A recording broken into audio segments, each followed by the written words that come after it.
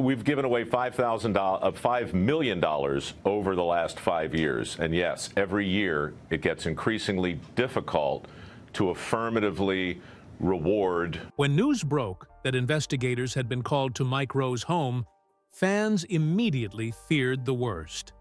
The beloved host of dirty jobs, known for his humor, humility, and hard work, had always kept his private life tightly guarded. But what was discovered inside his Maryland residence has everyone talking. What began as a simple property inspection turned into something that shocked even the authorities.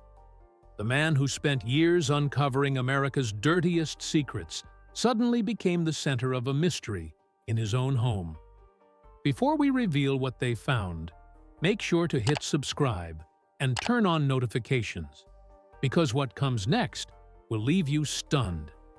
Mike Rowe's life has always been about authenticity, showing the world the value of hard work and the dignity in getting your hands dirty. But no one expected that his own home would become the setting of a mystery worthy of one of his TV episodes. It all began when neighbors noticed unusual activity around his property.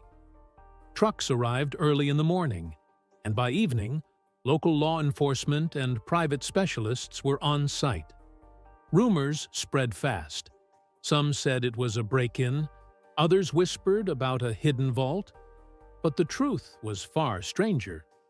When officials entered Mike's house, they were met with a scene that left even the seasoned investigators speechless. The once cozy, well-organized home looked as if someone had been conducting experiments or keeping old artifacts hidden away. Walls were lined with old film reels, handwritten notes, and boxes labeled "Confidential Discovery Archives." Each one was tied to past episodes of Dirty Jobs, Somebody's Gotta Do It, and unseen footage never aired on television. What made things more bizarre was that several of these boxes were marked with dates that didn't align with any of Mike's known filming schedules. There were tapes that appeared to document jobs that no record of ever existed. Mines, laboratories, even restricted military sites. Authorities grew increasingly concerned when they found letters tucked behind one of the cabinets. Letters addressed to Mike from people claiming to be whistleblowers, warning him about the dangers of exposing certain industries on television. Investigators at first thought this was simply memorabilia collected over years of filming, but something didn't add up. Every time they opened one box, it seemed to lead to another layer of hidden meaning, like someone had been deliberately hiding evidence of a deeper story. As they continued to dig through the clutter, a locked steel door at the end of his hallway caught their attention. And behind it was where the real shock waited. The steel door wasn't on the original blueprint of Mike Rowe's house. It looked industrial, reinforced with bolts and a digital keypad. At first, the officers thought it was just a personal safe room, something many celebrities quietly install for security. But the lock was more sophisticated than expected, using a two-step verification system with both a numeric code and a fingerprint scanner. When Mike finally arrived home and saw what was happening, he appeared calm, but visibly uneasy. He asked the team to stop filming and requested privacy before allowing anyone near that room. Still, under the supervision of the authorities, the door was opened. Inside was a windowless chamber, dimly lit, lined with soundproof padding and shelves of labeled hard drives, cameras, and hundreds of old notebooks. One wall was covered with pinned photographs of ordinary workers Mike had met during his dirty jobs career: miners, fishermen, welders, sanitation crews. But beneath those familiar smiles were annotations, names, dates, and mysterious symbols linking one story to another. One investigator described it as a web of secrets hidden in plain sight. Among the items found was a weathered journal containing Mike's personal notes, entries describing stories the network refused to air, projects that got shut down, and industries that didn't want the truth exposed. Another shelf contained what appeared to be prototypes of strange tools and devices, some built from scrap metal, others still half-assembled. Experts later identified some of these objects as custom-built cameras and air sensors, devices designed to document underground or toxic environments without a crew present. But the most disturbing discovery was a single VHS tape labeled in red marker. Episode 0, the job that started it all. When they played it, the footage didn't show a typical job site. Instead, it depicted Mike in a desolate area, standing near what looked like an abandoned facility, his voice low, his expression serious. "Some jobs," he said on the tape, "aren't supposed to be seen." That clip ended abruptly. From that moment, the tone of the investigation changed completely. After the discovery of the mysterious tape, investigators realized they might be dealing with something far beyond a forgotten TV project. The footage was grainy, but unsettling. It showed Mike Rowe in a dark tunnel system, wearing protective gear that bore no network logo. Behind him, faint warning signs read, "Restricted Area. Biohazard Clearance Required." The timestamp on the tape predated the first season of Dirty Jobs by nearly 2 years, meaning this footage existed long before his show ever aired. When questioned, Mike hesitated before admitting that before Dirty Jobs, he had been involved in an independent documentary project called The Forgotten Trades. He explained that it was meant to expose dangerous and abandoned industries in rural America, facilities left behind with no accountability. But what he and his team stumbled upon, he claimed, was something he was ordered never to speak about again. As he spoke, his voice cracked slightly. "We found something that wasn't supposed to be there," he said quietly. "Something the public wasn't meant to see." The notebooks from his vault supported his story, filled with entries about sudden funding withdrawals, missing footage, and warnings from anonymous officials. Some pages even mentioned strange phone calls in the middle of the night. Mike had started documenting everything secretly, keeping physical backups hidden at home. But even that wasn't the most shocking part. Behind a false panel inside the same steel room, officers found a small safe. When they cracked it open, they discovered a collection of sealed vials, each marked with coded serial numbers and chemical hazard symbols. Mike insisted they were props from a canceled episode about waste disposal, but the Department of Environmental Safety was called in to test them. Within days, the samples were removed under heavy protection, and the property was temporarily sealed off. Neighbors reported unmarked vans visiting at night, and the local press started circling. Meanwhile, Mike vanished from public view, canceling appearances and staying silent online. Fans began flooding his social media with questions, but his only post was a single sentence: "Truth has a way of surfacing, whether you like it or not."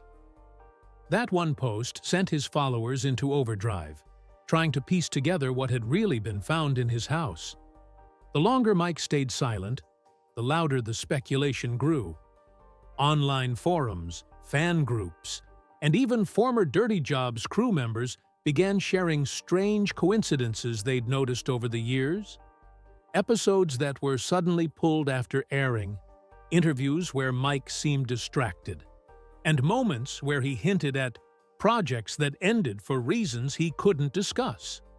Reporters dug deeper into The Forgotten Trades, the supposed pre-Dirty Jobs documentary, and found traces of its existence in obscure festival catalogs and early production notes.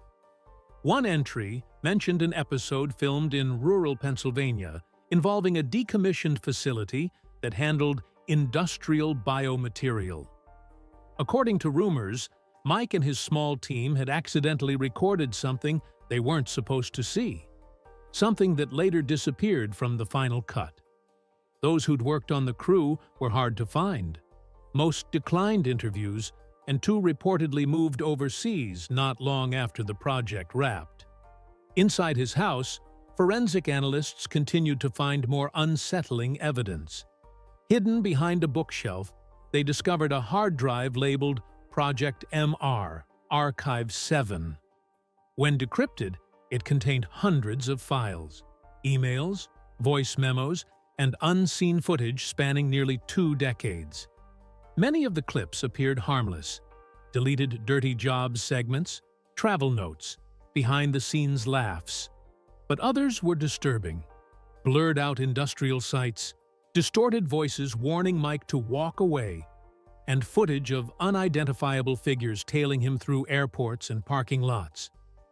The deeper they went, the more it looked like Mike had been under quiet surveillance for years. Strangely, some of the metadata on the files showed that they had been accessed remotely, long after Mike claimed to have disconnected the devices. Whatever was going on, it was clear that multiple parties were interested in keeping these discoveries buried. By now, the media frenzy was unstoppable. Late-night hosts made jokes, fans defended him fiercely, and conspiracy theorists began calling it the Rowe Files. Yet behind the scenes, insiders whispered that government officials had paid a quiet visit to the Dirty Jobs production office, collecting any leftover archives related to the old tapes. It seemed that whatever Mike had stumbled upon long ago was finally catching up to him. Weeks passed, and the mystery only deepened. Official statements were vague. Authorities claimed they found environmentally sensitive materials in Mike Rowe's home, but offered no further details. Meanwhile, insiders close to the Dirty Jobs crew began leaking bits of information, painting a more chilling picture. One former cameraman, speaking anonymously, claimed that during an early shoot in 2003, Mike had insisted on visiting a closed-down processing plant against the network's wishes. He said he got a letter about it, the cameraman recalled, something about people who disappeared after working there. They filmed for 2 days before abruptly shutting down. The footage never aired. When questioned about it years later, Mike reportedly brushed it off as a story that went nowhere. But now that old footage, along with those sealed vials and Episode 0, made it impossible to dismiss. Back at his home, specialists reviewing the hard drives uncovered encrypted folders that took days to unlock. What they found inside were extensive notes on industrial practices the public never saw: chemical dumping, worker illnesses, and alleged cover-ups stretching across several states. The files weren't just research, they were evidence. Mike had been quietly collecting it for years, using his role as a TV host to get access to restricted sites and talk to workers no journalist could reach. The shocking twist? Many of those people had later gone missing, changed names, or died under suspicious circumstances. As the findings surfaced, Mike finally broke his silence in a private interview with an independent journalist. His tone was somber. "I wanted people to see what happens when honesty meets profit," he said. But some jobs were too dangerous to show. He didn't elaborate further, but hinted that powerful corporations pressured the network to shut down segments that exposed too much. After that interview, Mike withdrew again, reportedly moving to a remote location. Authorities later confirmed that several federal agencies had become involved, not to charge him, but to review the materials he'd gathered. The question on everyone's mind was the same. Had Mike Rowe uncovered something he was never meant to find? Or was he protecting the very people he'd spent his career defending? By the time investigators finished cataloging everything from Mike Rowe's house, they had collected over 4 terabytes of data, dozens of physical artifacts, and an archive of handwritten notes spanning 2 decades. The media was told that environmental and historical documentation had been recovered, but insiders revealed that what they found was far more controversial. Among the materials were taped confessions from whistleblowers who had appeared briefly in early Dirty Jobs episodes, describing unsafe working conditions, illegal dumping of hazardous waste, and even military contracts disguised as civilian projects. Some of the files were marked with strange phrases like Red Sand Dossier and The Lost Pipeline, phrases that appeared nowhere in public records. Each time investigators tried to trace them, the trail vanished into classified documents. Even stranger, audio clips found in the safe included distorted recordings of phone calls, untraceable voices warning Mike to stop asking questions and leave the footage where it belongs. Forensic experts confirmed the timestamps. These calls had been recorded late at night during his filming years. What shocked them most was how meticulously Mike had documented every warning. It was as if he'd known someday the truth would come looking for him. Meanwhile, the Dirty Jobs production team released a cautious statement saying, "Mike Rowe has always sought truth through work. We ask for privacy while authorities conclude their investigation." But fans weren't satisfied. Social media was ablaze with hashtags like "What Mike Found" and "You Rowe Revealed." Even some of his former co-hosts began hinting that Mike knew things the rest of us weren't ready to believe. Journalists tried to contact Mike directly, but his location remained undisclosed. One neighbor from his Maryland neighborhood claimed he returned late one night to collect a single box from the house, then disappeared again. That same week, unmarked vehicles were spotted circling the property, and a private security team sealed the perimeter. Whatever was inside that last box, it was clearly something he didn't trust anyone else with. Some believe it contained the missing pages from his journal. Others think it held proof of a cover-up so big that releasing it would endanger lives. Either way, Mike's silence had now become the loudest part of the story. Then, out of nowhere, Mike Rowe reappeared. After weeks of silence, he posted a cryptic video message titled, "A Few Things You Should Know." It wasn't flashy, just Mike sitting in his familiar, down-to-earth style, calm, composed, but with something heavy in his eyes. "I've spent my life telling the stories of hard-working Americans," he began, "people who get up before the sun and go home after dark. But sometimes the truth you dig up doesn't make it to air. Not because it's boring, but because it's dangerous." He paused before adding, "I didn't expect it to follow me home." The video lasted only 3 minutes, but it sent shockwaves through his fan base. He never mentioned the investigation directly, yet his words seemed to confirm everything people had suspected, that something buried within his archives had forced powerful hands to intervene. Within hours, the video was mysteriously deleted. Those who had downloaded it noted that just before it cut off, Mike looked directly into the camera and said, "If you ever wonder what's really under our feet, remember this: some dirt doesn't wash off." After the post vanished, news outlets scrambled for answers. A whistleblower from inside the investigative team leaked that one of the recovered drives contained data linked to government-contracted labor programs that had operated in secrecy. Allegedly, Mike's footage documented locations where these workers lived in unsanitary and inhumane conditions, images that would have devastated reputations if aired. What made it even more disturbing was that the same facilities had ties to waste management companies featured in early Dirty Jobs episodes. Suddenly, those harmless stories about grease traps, sewers, and factory cleanup didn't look so innocent anymore. It seemed Mike had stumbled across evidence of corporate negligence so severe that silencing him became the only way to protect those responsible. Fans flooded his old posts with messages of support, while others begged him to go public. But Mike had vanished again, and this time, even his closest colleagues didn't know where he'd gone. Behind the scenes, those who'd handled the evidence began receiving anonymous warnings to stop digging. Some files went missing from secure databases. Others were replaced with blank data logs as if erased on purpose. Yet one truth remained.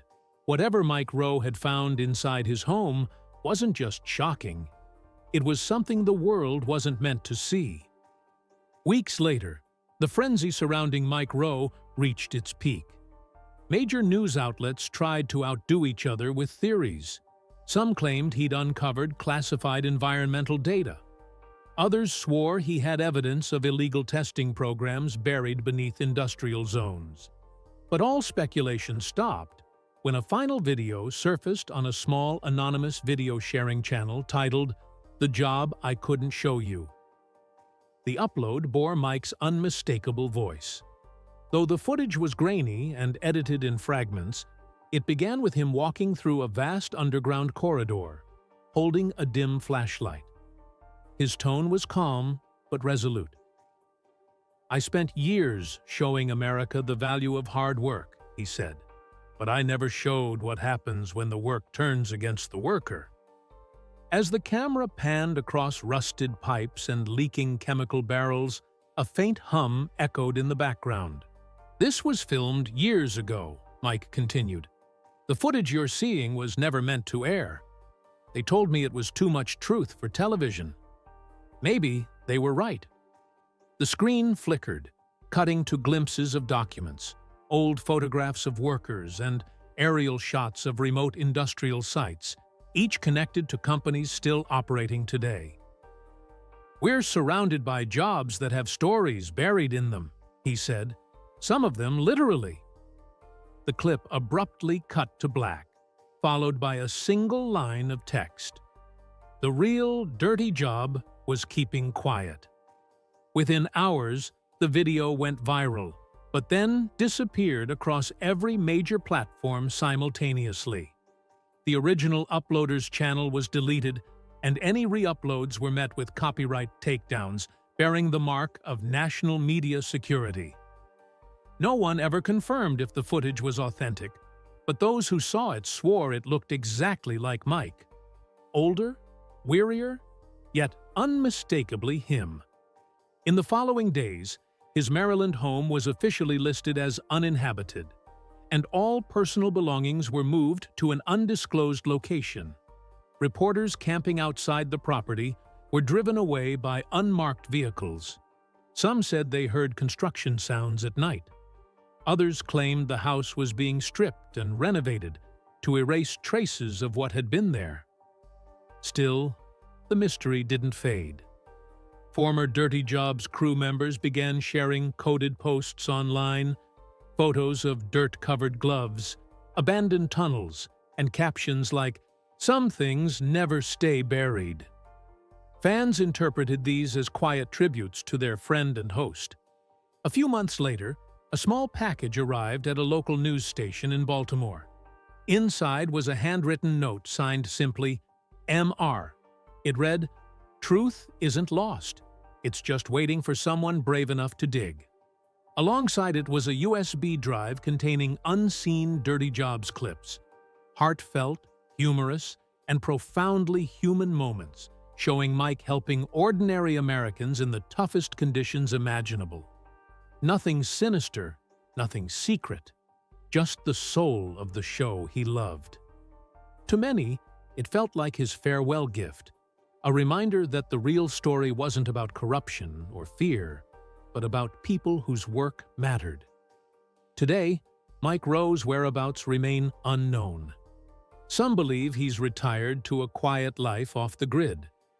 Others insist he's still investigating, working behind the scenes to uncover truths no network will air.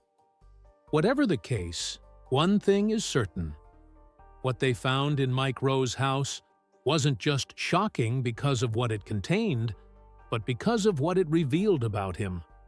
A man who never stopped fighting for the forgotten, never stopped digging for the truth, and never stopped showing us that even in the darkest corners of hard work, there's still honor, and there's still hope.